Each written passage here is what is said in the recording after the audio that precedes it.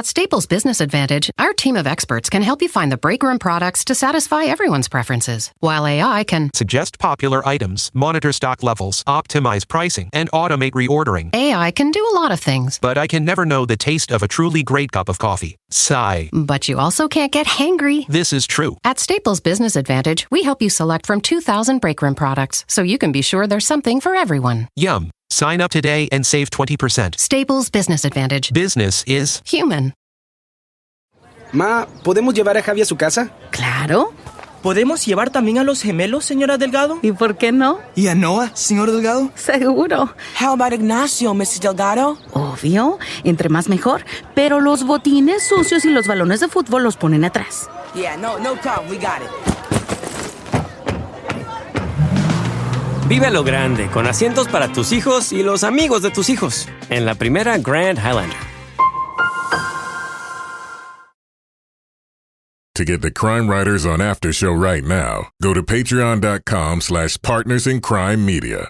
I'm Rebecca Lavoie, and this is Crime Writers On.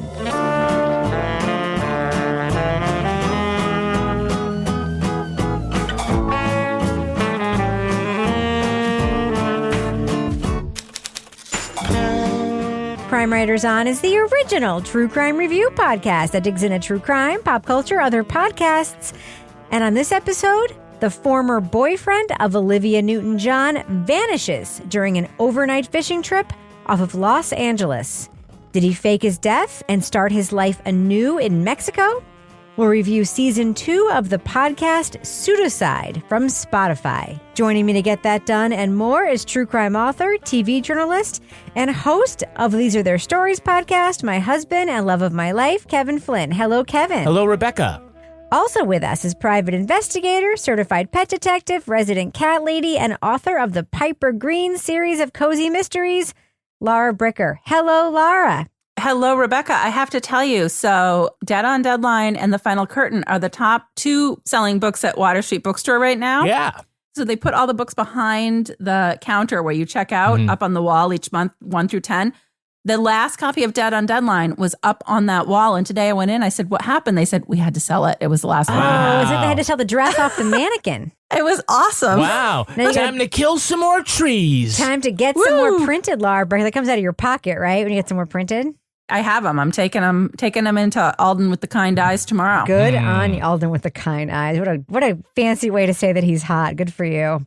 I mean, he's like 24. And finally, our resident Doubting Thomas, author of the City Trilogy, host of the Strange Arrivals podcast, and our Patreon Deep Dive Book Club podcast, Toby Ball. Hello, Toby. Hello, Rebecca. So, Toby, why are we now taping our podcasts on Wednesday night instead of Thursday night? It's because of you. What are you up to these days? I joined a soccer league that plays on Thursday nights. So you have graciously moved this so I can go and get some exercise. Well, you know that it's really fucking up my book club situation. Everyone's very worried that I'm not going to make the next meeting because of this. We'll have to figure it out. Okay. That being said, can we come watch you play soccer some night? That's what I want to know. It'll be humiliating for me, but you can. I heard you scored a bunch of goals. It's going to be humiliating for us. I don't know. Nobody's gonna win. You just told us during the break that you scored 5 goals last time. Yeah. Tobes. I wasn't really thinking we were going to be broadcasting this. I'm proud of you. I'm associated with a sports ball person. I'm telling everyone about their achievements. Is this one of those leagues where they don't have a goalie? That's right. I was just standing in front of a goal trying to kick a ball in. If I know an athletic person who achieves, I brag about that achievement because it's not me. And I'm like, I know a person who can score a goal. Here's that guy. Yeah. You're that guy for me. I'm sorry. I bet that other team, they're so mad at their goalie. They're like, for Christ's sake, Stan! He's a podcaster. Yeah. That's the 5th time on him. He makes a podcast about UFOs. Duh. Yeah, exactly. It's the guy with the weird glasses. It is humiliating for everybody. He's not even a dog person. He's a dog person. You're letting him score on you like that? Oh, man. His coworkers are in a closet in their basement. I got to say one other thing about recording Wednesday nights. What it's screwing up our ability to go see the official Crime Writers On house band Film 5. Yes. Oh, no. With drummer Henry Lavoie. That's true. Handsome drummer Henry Lavoie. That's true. All of his gigs seem to be on Wednesdays. We are missing a gig because of you. They've got one on Friday. Which we are missing because of our live These Are Their Stories show. But we actually are missing a Film 5 gig because of you, Toby. But that's okay. All right. Sacrifice is worth it. I'll be missing one probably because of you. Or missing you because of it. I don't know which. It's all right. There is a Film 5 gig coming up in November 30th that we can all go to, right? Ooh, I think so. When's that? Where is it? It's in the Stone Church, I believe. We'll figure it out. Well, Toby, we are looking forward to seeing you on the pitch, as they say.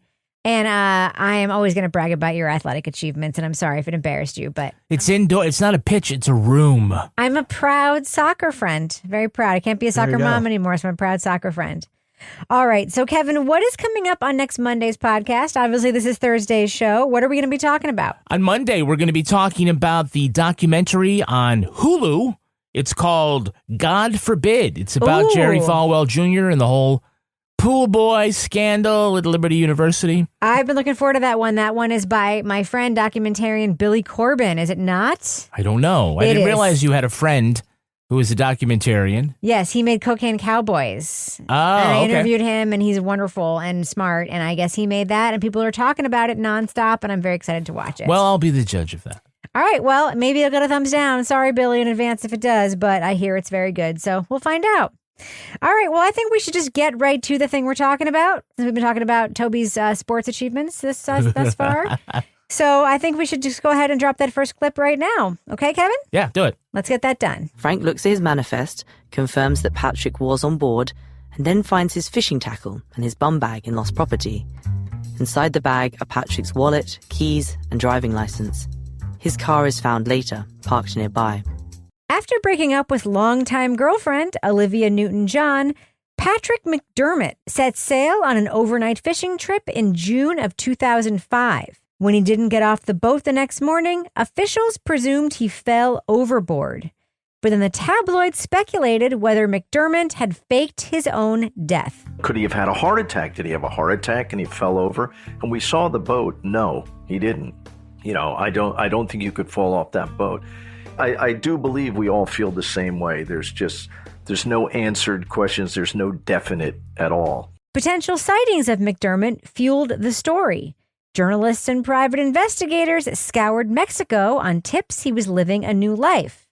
But were they reshaping the facts of an accident at sea for their own purposes, regardless of the cost to McDermott's loved ones? Did Patrick die at sea? Or did he disappear deliberately and begin a new life in sunny Mexico? We hope that by mapping everything out and evaluating the evidence in full, just maybe, we might finally be able to lay the matter to rest. Pseudocide is the term for faking one's death. It's also the name of the Spotify exclusive podcast hosted by Alice Fiennes and Poppy Damon. The team explores McDermott's upbringing, his relationship with a superstar, and his fatal voyage at sea. They also question those who advance stories about his secret whereabouts, often based on flimsy accounts. Spoiler alert, we are going to be talking about plot points from Pseudocide, so if you want to remain spoiler-free, go to the estimated time code in our show notes to hear our thumbs up or thumbs down reviews. So Laura Bricker, they did a pretty good job of giving an overview of all the different, quote, sightings of Patrick McDermott. Mm-hmm. But are you in any way convinced at this point that he is alive after listening to this podcast? No. No, I'm not, because the way that each one of these things played out, it was a lot like what we reviewed in our last episode with the Vatican girl, where there are a lot of theories thrown out there. There's a lot of sightings. There's a lot of speculation. But in the end, when it's done, you still come away not really feeling like you know what happened. And for me, that was frustrating because I felt like it was set up in a way where I'm like, okay, there's going to be new information. But if you look up anything about this case, you'll see like the Australian media and you know, Kevin, you know this when you were a reporter, like, oh, it's time for the anniversary story. Once a year, we're going to be like, oh, maybe we found Patrick McDermott somewhere and we're going to recap the whole case. And there's really nothing new. I will say, I have a fascination with people that fake their own death. We know. Oh my God, I love it. I love the people where you can get the fake death certificate in India, but I don't think this is one of those cases. So, Toby, I was surprised to see that you, like me, were excited when you heard about the topic of this podcast, because I was too. Do you feel like it delivered on its promise? It did not. Okay. And if you would like me to expand on that, yeah, it seemed like if they had information to give to us about it, it might have been cool, because it is Laura was saying, I remember when this happened, and the idea that maybe he fooled the world and was living somewhere, that seems like there might be some interesting stuff there. But in fact, there was not one point throughout this entire thing where I thought that maybe he was still alive and that story was wrong. There was nothing convincing about it. And what you end up with was a lot of sort of tangential subjects. Like there was a little bit about the disappearance, but then, you had a lot about tabloid journalism and his background as a adopted Korean who was probably of mixed race when he was back in Korea, and like the discrimination he would have had there, and ambiguous loss, and Olivia Newton-John's fans, and so on. But not really a whole, there wasn't a whole lot about whether he had actually like swum to Belize or anything. So did you feel like there was an idea, and then after finding out there wasn't a lot of there was a lot of episodes about tangents? Was that what you're trying to say? Yep. Yeah. I mean, I think they clearly they spent some money to travel to places and stuff. And I think it was finally just like, well, I guess there's not much of a story here. So let's see what we can, it's like one of those magazine articles that they turn into books, but you don't really get anything more interesting than what was in the original magazine article. They just kind of like pad it all out. This kind of felt like what this was. Now, so Kevin, your first note is actually a little bit different from what Laura and Toby are saying, where you feel like this differs from what we talked about in last episode, Vatican Girl, which was also full of a lot of speculation and looking at a story that maybe doesn't really have an answer. You think this actually takes a more sober look at a story that potentially doesn't have answers. Yeah, because I think one of the things, I don't know if they draw this straight line, but certainly when we get towards the middle of the season where we're talking with the private investigator and we're talking with some of the tabloid people, there isn't much really to suggest that he faked his own death. So do you continue on perpetuating that, even in this podcast? Or do you pivot this to, why would people say that? The people who, have a vested interest in keeping the story alive, even if it's sort of, well, somebody said that they saw him and we're going to run a story, we're going to make some money on it. I think that you're pretty even-handed about getting up sort of to the point where they go to the fishing vessel, right? They give us the background. I don't know whether or not we needed to hear from some of Olivia Newton-John's fans, but I don't think it really hurt it. They're pretty even-handed about like his psyche and about whether he'd be prone to a fall or suicidal. But then sort of like what happens after his disappearance, I thought that was an interesting take that they went on. I'm going to disagree with you on one point that you made there. Yeah. I thought hearing from Olivia Newton-John's fans was a highlight for me of this podcast. Okay. I thought hearing from the couple who met like at an Olivia Newton-John concert and then had an Olivia Newton-John themed like house after their Olivia Newton-John themed like wedding. Like, I'm a, almost 50-year-old person who like saw Grease as a kid and grew up with Olivia Newton-John being a celebrity for most of my life. I think, I'm sorry for those of you out there who differ with me, of Olivia Newton-John as sort of being like a B-list celebrity who was famous for a time in the 80s and then became like an infomercial type celebrity. And I don't really understand the import she has to people who view her as an icon. And I know there are people who do see her as an icon the same way people see like, Barbra Streisand or I was Cher. going to say, like, where's the Crime Writers On themed wedding? But I'm waiting. There are certain celebrities that are why don't you fake your death, Laura, and we'll go talk to one of them. So I will say that meeting people for whom Olivia Newton-John like is their Barbra Streisand or whatever actually did, for me, that was a highlight. If I go to a dark place, I always try to remember, what would Olivia do? How would Olivia feel? I play some Olivia music, and she has so many great... I mean, either whether you want to get into a super hyper mode or you want to be like, okay, let me just contemplate where I'm at. There's something for you there. The thing that's flawed about that is Olivia Newton-John is actually not important in this story at all. It's the only reason we know about the story. Right. And that's the only reason she matters. Although I did notice that they used the word devoted a lot. And when they did, I just kept hearing hopelessly devoted. Yeah, right? So you go click. To you. Yeah, a little trick of vernacular there. All right, so Kevin, I'm just going to So now is the time to do what we do?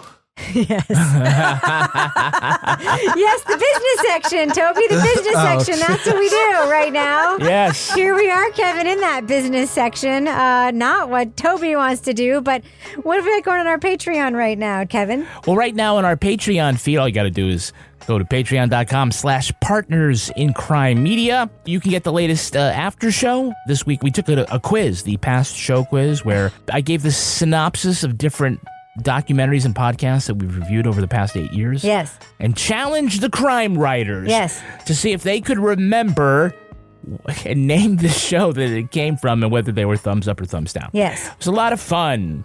Also, coming up soon, we have the next Leave It to Bricker. And Laura, tell us about what you've been up to. Well, the next Leave It to Bricker is about the next stage of Laura Bricker. I'm living in a new place. All right. And you will hear all about how the cats and I came to live in this new place in the next Leave It to Bricker. Wow. That's going to be an interesting breaking news item. Now, you can't hear that at the $5 level. You got to go to the $6 Bricker scale level We might to hear that. We might have Laura on our next episode of Married with Podcast as well. I think that would be interesting. That's also other podcasts you can get. Rebecca and Crossover. I give relationship advice, parenting advice, financial advice, all things we are completely unqualified for. It's but amazing. People still want and sex to hear about advice, it. so unqualified. Oh, goody. We need more experience. That's right. That's right. Also want to let you know that the latest... practice. People are like men right in. They're like, how can I be sexy for my wife? And Kevin's like, I don't know. It's incredible. They're like, sometimes when I'm like, I want to watch porn, and we're like, yes. Next question. Oh my God. Okay, and I'm going to tease this. Speaking of watching porn, I'm living in a sitcom right now because there is a man across the way who has alienated many neighbors because he sits on his porch listening to loud porn. Nice. Wow. I think you could fix that. I'm just guessing if anyone On can a fix that. sea laird, on a porch, some porn. All right. Elsewhere in our feeds, you can hear the latest episode of These Are the Stories, the Law & Order podcast. We're talking about an episode from the mothership. It's called Thin Ice. It's based on the case where a hockey coach gets beaten to death by an angry parent because the kid wasn't getting enough Spoiler playing alert. time. Yeah. And then they try to convict him. Yes. And then, spoiler alert, they do. But it's a funny look at a very classic episode. All right. Hey, can I just make one ask while we're here in the business section? You may ask. That's unscripted. Yeah. So I don't care about podcast reviews insofar as like how many like good ones or bad ones there are. However, I will note that all of the bad ones are about me and none of you guys. Like they're all the bad ones are specifically about me, which is fine. That being said, there's one bad one about me right now that says Rebecca is a C space, U space, N space, C space. I saw that. Yeah. I would love it if a few of our listeners right now wouldn't mind if you haven't left a review yet, if you could just leave one so that one could just get pushed down a little bit in the feed. I would just love that so that isn't like one of the first 3 reviews that people see when they click on our reviews. I'm with you, and I will put out a plug as well because I have one review on Goodreads right now who said that I am an amateur. Great. And that was really hurtful. Yeah, so go ahead on Lars Goodreads reviews and leave some reviews there to push that one down. But and then also I got a 1-star review on Amazon because the book arrived late. I'm like, that's not my problem. Yeah. Yep. Yeah. Fuckers. So yeah, if those of you out there wouldn't mind pushing down that Rebecca is a C space, U space, N space, T space review, wow, you can leave as many or few stars as you want. It's fine. Yeah. Just push that one down and don't put the C word in it, I would really appreciate it. Yeah, in your own review color. That's fine. All right, so Kevin, is that in the business section? No. We have more to do. Oh, that's right, Kevin. By the way, before we end the business section, do we have any Patreon patron saints of the week this week? Our Patreon patron saints are Alan Bolton and Sonia Galloway. Bless you. Bless you. Oh, my goodness. God. All right, guys. Thank you so much for supporting us on Patreon. Thank you in advance for everyone who's going to leave a review and push that C word down in our feed. I really appreciate it. And thank you for sitting through this very, very, very painful business section. Or be the first person to call Rebecca a on Spotify. Oh, Jesus. Whole bunch of review just waiting to happen.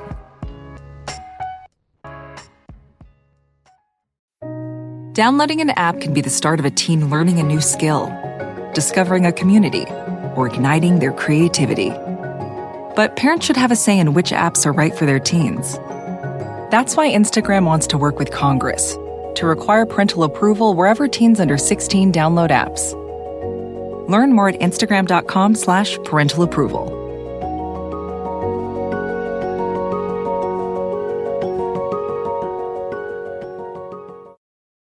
At Staples Business Advantage, our experts can help you find furniture that fits any design and budget, while AI can recommend products based on preferences, generate 3D models for visualization, and optimize space planning for office furniture. take advantage of our team's eye for style and design. And my eye for, wait, I have no eyes. Only algorithms. Let Staples Business Advantage use today's latest innovations plus our team's experience to make furnishing an office space easier for you. Sign up today and save 20%. Staples Business Advantage. Business is human. Ma, ¿podemos llevar a Javi a su casa? Claro.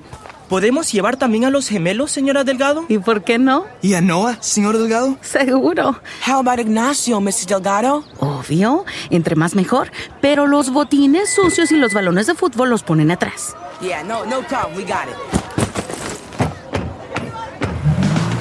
Vive a lo grande, con asientos para tus hijos y los amigos de tus hijos. En la primera Grand Highlander.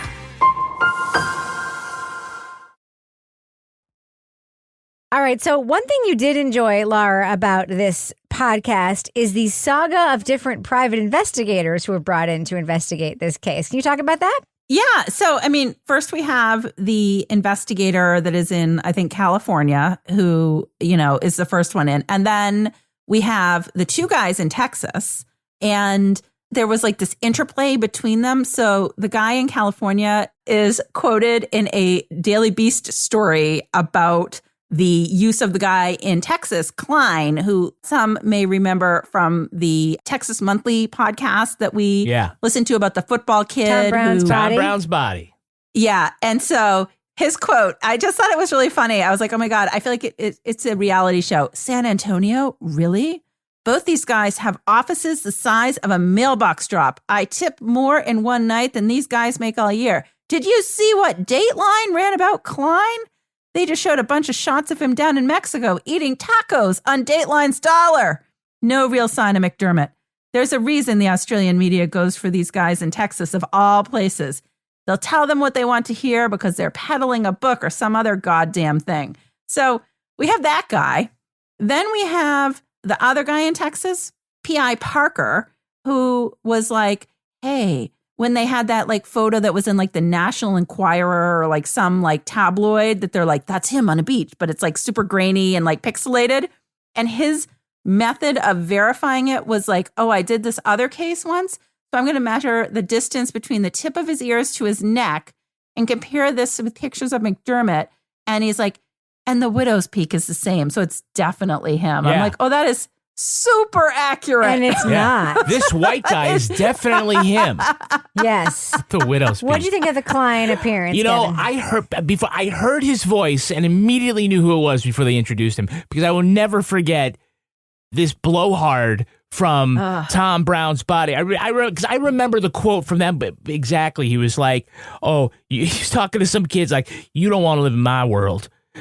You won't meet guys like me often, or I pray you don't. And I went back and I found the soundbite that I pulled from that episode, and I had labeled it, "Shut the fuck up, Klein." And he ought to just shut the fuck up, because talk about a guy who's like, I'm just going to talk, and I'm going to get a fax from an unnamed Mexican law firm saying the guy's dead and a layoff. And so I just think the guy's a piece of doo-doo. Welcome to my world. I do this for a living. You won't meet guys like me very often, or I pray you don't. We live in a very dark world. Worse than you'd ever dream. We've seen it all. And then the phone rings, and we see one more. Okay, so I do want to talk about an issue around that fax in this podcast. Yeah. Can we talk about the actor they hired to read that fax in this podcast and the voice they choose to use to have that person read that fax? Yes. That was a mistake. That was a mistake. Today I write this letter on behalf of Pat McDermott. It is to that end I ask you to stop this search for him immediately. You have attempted to damage his reputation as a man who has done nothing to anyone. What would you say that if Poppy read it? I would just say I would have had one of the hosts read the fax. I'm just going ahead and leave it there. Okay? All right. So one thing that I would like to talk about is the doppelganger situation. So we have established that there is a Canadian guy who spends a bunch of time in a Mexican town who looks just like Patrick McDermott. Established, correct? Yeah. And that this tabloid outlet gets a photo of him and peddles it and says, Patrick McDermott found, right? But in a cliffhanger of this episode, our hosts say, okay, so this doppelganger clearly isn't Patrick McDermott. They spend this entire episode talking about the ecosystem of this tabloid photography company and how they probably peddled this photo, et cetera, et cetera. They talk to the Canadian guy. He's wonderful, very interesting. And they end this cliffhanger on, but what about the credible sightings of the citizens and the newspapers in the same town that say that they saw Patrick McDermott? Did anybody beside me think maybe those fucking people also saw the same Canadian dude who looks just like Patrick McDermott, who's also the dude from Canada? Anyone besides me think that same thing? No, I for some reason thought maybe that was the point they were trying to make, but I don't know. Nope. I don't think they were trying to make that point. I think there was two separate storylines going on there that did not converge. Yeah. But what about the German? Rebecca? Yeah. But then when they talked to the guy from the Mexican village, he basically said, no, I never did see the guy. I read about it in a magazine. No one actually saw But they did a good job of pointing out when people said, I saw them, or later say, no, they later said, I heard about it. Like, they picked up on those little details. Again, it was kind of like the thing where people are like, yeah, I know about this. And then you talk to them and they don't really know about it. But this is the question I have. And I'm not going to ask you because you think they did a good job. Toby, I'm going to ask you. Isn't this the point where if you were a reporter and you were doing the story, your editor would say, okay, there's nothing there. Like, there's nothing actually there. Like, you thought there was something there, but there isn't, right? Yeah, I mean, it seems like a salvage operation to me. It's just like, we kind of put some money into this and we got to get something out of it. So what can you do to kind of make this into a story? And I have sympathy for that. I don't think the reporters are bad, but the best reporter can't, if there's no story there, what are you supposed to do? But this is my issue with this medium. People are selling stories before the reporting is finished. Right. And they're selling a concept, or someone has sold a concept and then they're assigning reporters to it and they're saying it has to be this many episodes. That is problematic because if there's nothing there, the commitment is made. And in a newsroom, if there's nothing there, the story gets killed and it doesn't fucking happen. Or even if you're making a movie and it doesn't work out, if there's investors there or whatever, the movie gets killed, the deal gets killed. It happens all the time. In podcast world right now, it seems these podcasts are happening. They've committed to 8 episodes. This thing has started. It's very clear. Nothing to do. Nothing's happening. And it's like, well, fuck it. We got to do it anyway. Well, I would agree with you if the premise of this was to prove that he faked his death. Whereas I'm hearing this, and maybe you didn't hear it the same way. I heard it as them going and the facts taking them to where they need to start picking it apart, and more about why is this story being perpetuated if it's so clear that there's nothing there. It's not that they're finding nothing. They're finding evidence of nothing, right? And so I see it that they're trying to disprove it as opposed to not being able to find stuff. Not finding the stuff is sort of part of the What's the name of process. the show, though? Pseudocide. For context, their first season was a bunch of individual episodes about people who fake their death. This is one of the biggest fake their death things, so we could do a whole season on this. That's what they attempt to do. But they're not going into it like, Toby, you're not going and doing Strange Arrivals to prove there are aliens, right? You're examining other aspects of that phenomenon. And I feel like they are doing or attempting to do the same thing. If you guys disagree with me, that's fine. I think that's what they were dropping, and I'm picking it up.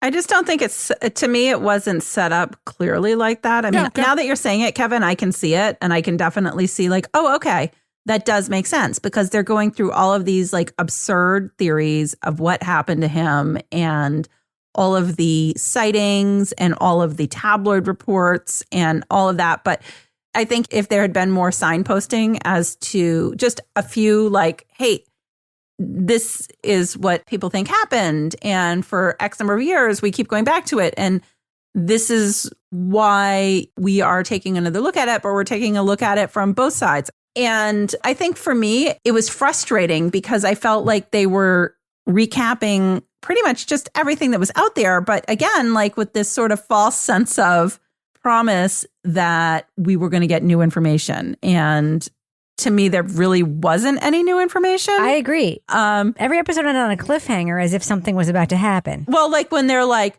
and now you won't believe what happened next. And I listen and I'm like, oh, but it was nothing. I'm like, and I learned that in the first 5 minutes of the next episode. I'm like, no. I do believe that nothing happened. Yeah.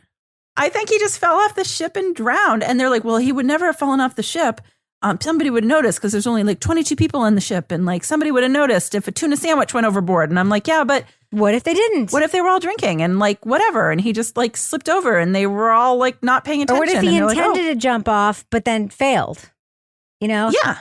So I don't know. And then like, oh yeah, he was owing back child support and he was having financial problems. But then the other people like, oh, but he was so dedicated to his son, he would never do that. And so a lot of it was like things that had already been out there. And I guess had he not been somebody that dated Olivia Newton-John, which somebody already has said, but I'm just going to say it again, I don't think that this case would have received anything remotely resembling the scrutiny that it was getting on such a regular basis for all the years.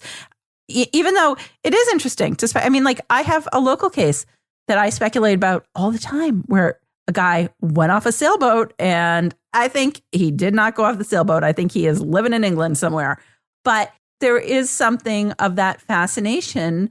And I think that is the part of the story I wish they had sort of delved into a little bit more, was like the fascination of people that do fake their own death and going back to these cases over and over again, trying to figure it out, or people that create a new identity and like leave their life and live this completely new life with a new. So that to me is the interesting part of it, rehashing everything that you can find online, not necessarily the interesting part of it for me. Can I just get everyone's opinion on the episode about ambiguous loss? There are so many questions arising all the time, and doubts, thoughts, what ifs. You don't have any way of sort of settling within yourself and going through the grief process. That was the last episode. It dealt with the mother, the son disappeared, and the wife whose husband disappeared at sea. And I thought that was pretty powerful. I don't know from what you're thinking, how that came across to you, whether that you thought that was well done or not. So I'm asking the three of you, what did you think? I don't think it should have been the final episode. It might have, if it was the third or fourth, it might have like played up what the stakes were. But yeah. I think that making it the final episode made it seem like, I'm going to be completely honest with you, if what you're feeling is that this podcast is about debunking this as a truism and making it like this isn't true, and that what makes us uncomfortable is ambiguity, and that's why this is still a story, they should have put that episode way further. Like, they should not have put that episode last. To me, it sort of made those stories sound like postscripts and like tacked on to make the podcast long enough. Toby, what did you think? So it kind of seemed like the kind of thing you put in there when you're trying to, like, I thought it was good. I thought it was interesting. It seemed like if you had a lot to say about the central case on this, you wouldn't have to have that episode. Like, I kind of felt like that was to get us a quality, what was it, the 6th episode or 7th episode or whatever it was.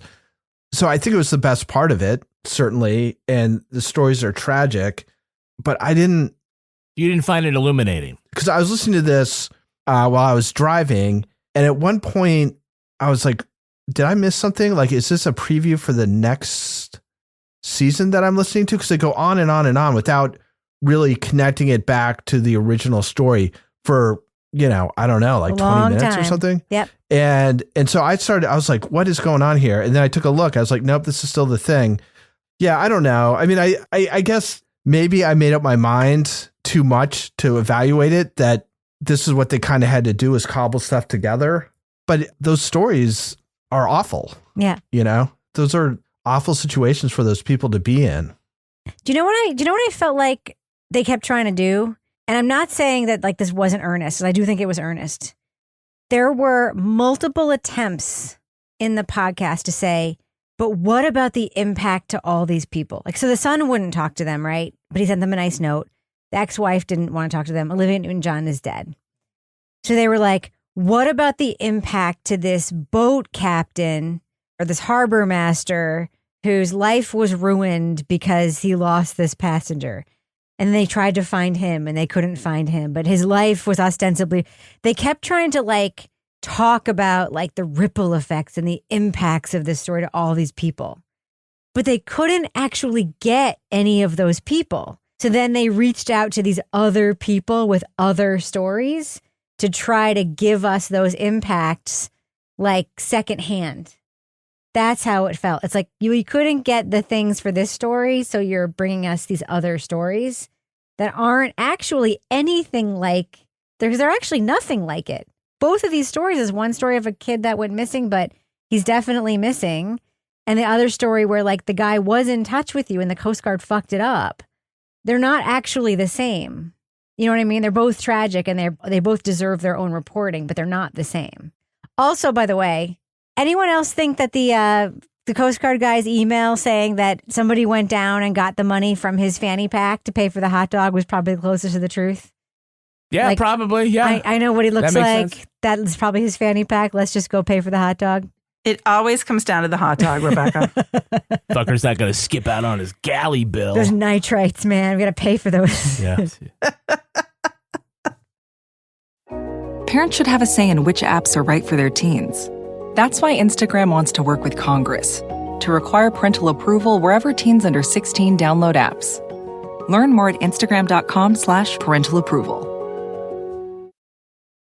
At Staples Business Advantage, our experts can help you find furniture that fits any design and budget, while AI can recommend products based on preferences, generate 3D models for visualization, and optimize space planning for office furniture. take advantage of our team's eye for style and design. And my eye for, wait, I have no eyes. Only algorithms. At Staples Business Advantage, furnishing your office is easy. And with the best warranty in the business, we're committed to you now and down the road. Sign up today and save 20%. Staples Business Advantage. Business is human. Ma, ¿podemos llevar a Javi a su casa? Claro. ¿Podemos llevar también a los gemelos, señora Delgado? ¿Y por qué no? ¿Y a Noah, señor Delgado? Seguro. How about Ignacio, Mrs. Delgado? Obvio. Entre más mejor. Pero los botines sucios y los balones de fútbol los ponen atrás. Yeah, no problem. We got it. Vive a lo grande, con asientos para tus hijos y los amigos de tus hijos. En la primera Grand Highlander.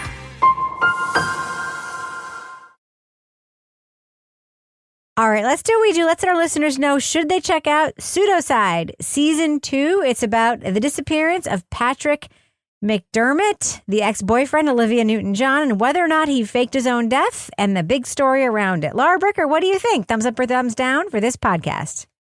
So, this case, I had not heard about this case going into this. Like, I know Toby had heard about this, so he was curious to see So for me, I was like, okay, Olivia Newton-John, I think of her immediately with Grease, as everybody else does. That's like my main source of relatability with her. So it was really interesting to hear a little bit about her personal life with McDermott. In this case, I mean, I love cases with people that fake their deaths or people that create a new life and create a new identity. And I find that really fascinating. I think the challenge with this podcast and why I'm going to go thumb sideways on it is they did go down every avenue trying to report the theories in this case, the leads in this case, where things went with this case. But I feel like all these years later, we really don't know what happened. So for me, I found that frustrating because, you know, I'm a Virgo. I want a resolution. I want to know what's happening. And I felt like there wasn't that much new to report despite their best efforts to go out. And so much like what we reviewed in our last podcast with the Vatican girl, there are a lot of theories as to what happened, but I don't think anybody really knows. And so for me, I found that frustrating, and that's no fault of theirs. But as a result, I mean, I think it was a little bit long for a podcast where we didn't really have new information. I mean, there was some new information, but I felt like it could have been about half as long as it was and been really interesting. You know, so it's a thumb sideways. I didn't love it. I didn't hate it, but I thought that it was interesting and the case was interesting. It was just the status of the investigation and where things were going for me was something that to me just felt too unresolved to be something that I'm giving a thumbs up to at this point. Toby Ball, what do you think? So when I heard what this was about, I thought it was like a really interesting idea. So I can see why it was attractive to do a podcast about it. My sense is that they kind of got into it thinking that they were going to be able to find something interesting, you know, spent a fair amount of time on it, realized that probably what everybody thought had happened. And then we're kind of like, what do we do with this? So you have these sort of interesting diversions into things that are kind of related to the case. And some of them are pretty interesting in and of themselves. But as far as actually sort of shining a light on what might have happened to this guy, and it could it possibly have not been what it was, or given some more insight about that, you know, it just, there isn't much there. And my guess is there probably wasn't much to find, like no matter who you were. So I guess from a mild thumbs down, I think it's just a bad situation, right? It's a bad situation that there's not stuff to find. I think they ended up with a couple of pretty interesting episodes. The last one, the one about the tabloid photograph stuff, I thought was pretty interesting. But just as sort of a cohesive whole, I think it kind of suffered from there not being something that was sort of discoverable. So again, it's a mild thumbs down. I mean, it's got its high points, but just as a cohesive whole, don't think it held together. Kevin Flynn.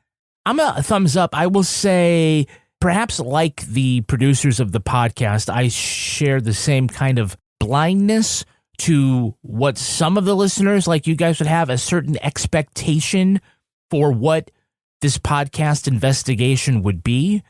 And so if you're still waiting for them to turn up this guy hiding in a Mexican shack someplace, I think that you would be really disappointed. I think the ambiguity is the point. I think that they went into it sort of with no opinion and kind of went forward and were led to where they were led. I thought that it was pretty good. They've got a good rapport with one another. I think that they, you know, talked to a lot of different people, turned up a lot of different ideas. Plus, anybody who, like, even very in a polite British way, called bullshit on that fucking Texas private eye douchebag. I don't think this stuff's, I don't think it checks out. I will say that, you know, they deserve a thumbs up. I understand why everybody else is reticent, but I think that going into it, I had a different vision of where this was going, and so that's why I was satisfied with it.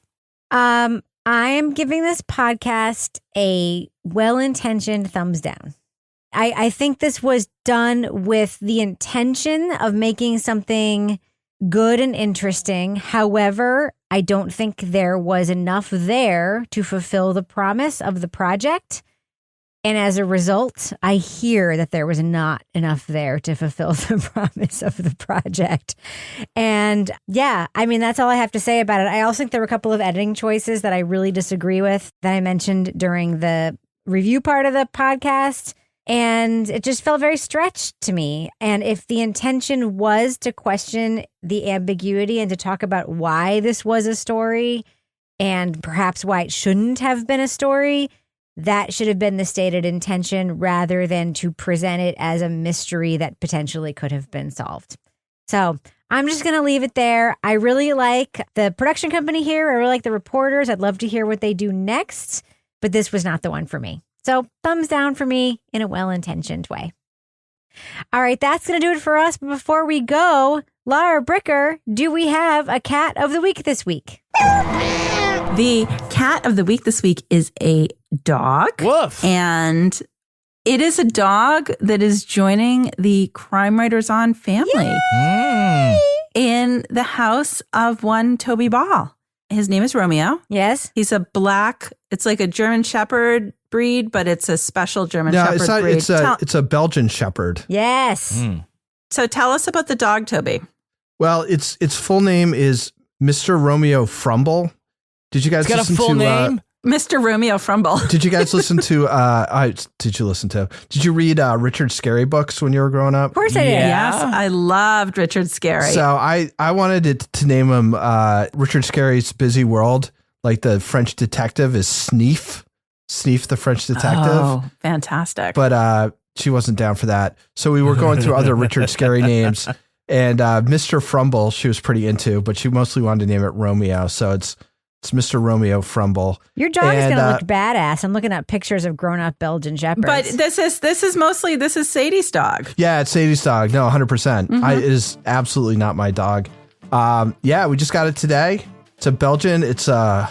There's 3 different kind of Belgians, and it's one of the 3. Okay. And you got it from the Ossipee Tamworth area, which is the area that was also highlighted in a podcast we listened to from NHPR, the 4-episode podcast about the people who got out of jail. Yes. What was that podcast called, Rebecca? Supervision. Yes. Supervision was centered in the Ossipee Tamworth area. We actually ran into somebody who had a dog from the same litter when we were in Portsmouth during the Halloween parade. We just ran. Deborah was like, "Oh, that's a Belgian."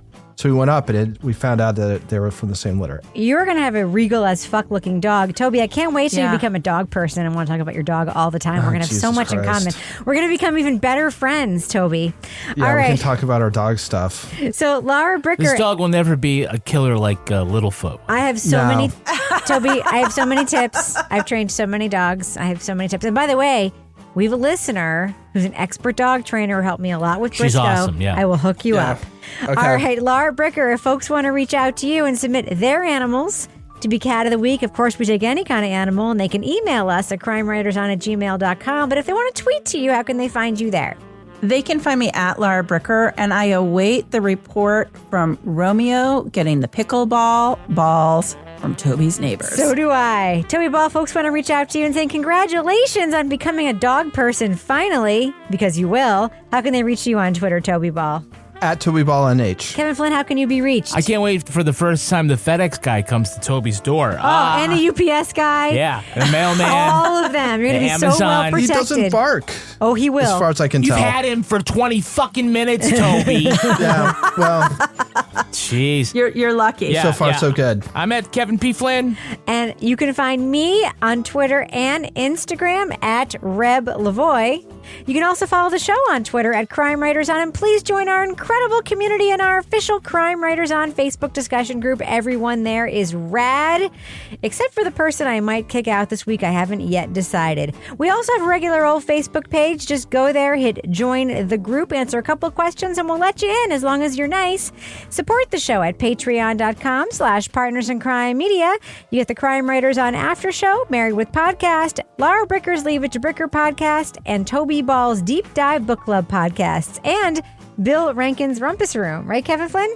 Hi. This is my rumpus room. Our theme Want to song- play some foosball? Our theme song was composed and performed by Ty Gibbons. Our line editor is the incredible Olivia Burdett. That's a poster of the St. Pauli girl. The executive producer of this program is Kevin P. Flynn. This show was recorded in the Yoga Loft above the Bodega in Bay St. Louis, Mississippi studio, otherwise known as Studio C, the closet, in our New Hampshire basement where we look deep into each other's eyes and sing, hopelessly devoted to you. On behalf of all the crime writers, thanks so much for listening. We will catch you later.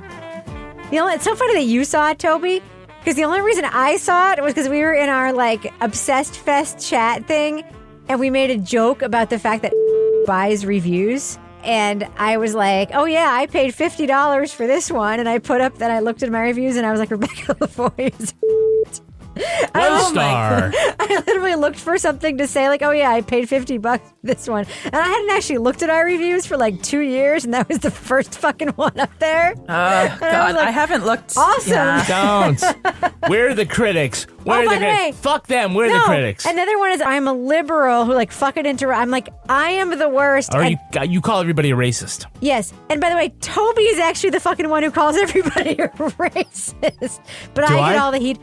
You are way more liberal than me, but I get all the heat for it. Yeah. Yeah. By the way, before we end the business section, do we have any patron saints this week who may be our heroes who pushed down that Rebecca is a See You Next Tuesday review? No, we don't, you In England, that's just like saying fuck. So I take it's just like saying jerk. And we don't think bloody means anything. By the way, I've been using the adjective for years. And by the way, I'm beeping out all of our uses of it here. But great. I use that word all the fucking time, and people in my life so shocked because hey, we should do a round. Let's do a round. Kevin starts. I go and Toby goes. Toby, your turn.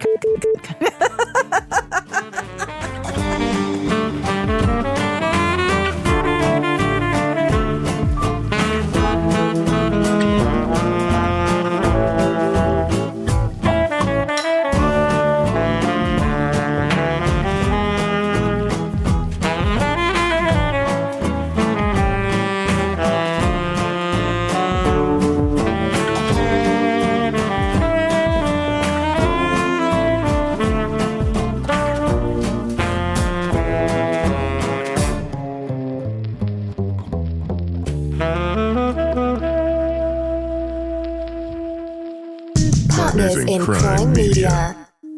At Staples Business Advantage, our team of experts can help you find the break room products to satisfy everyone's preferences, while AI can suggest popular items, monitor stock levels, optimize pricing, and automate reordering. AI can do a lot of things. But I can never know the taste of a truly great cup of coffee. Sigh. But you also can't get hangry. This is true. At Staples Business Advantage, we help you select from 2,000 break room products, so you can be sure there's something for everyone. Yum. Sign up today and save 20%. Staples Business Advantage. Business is human.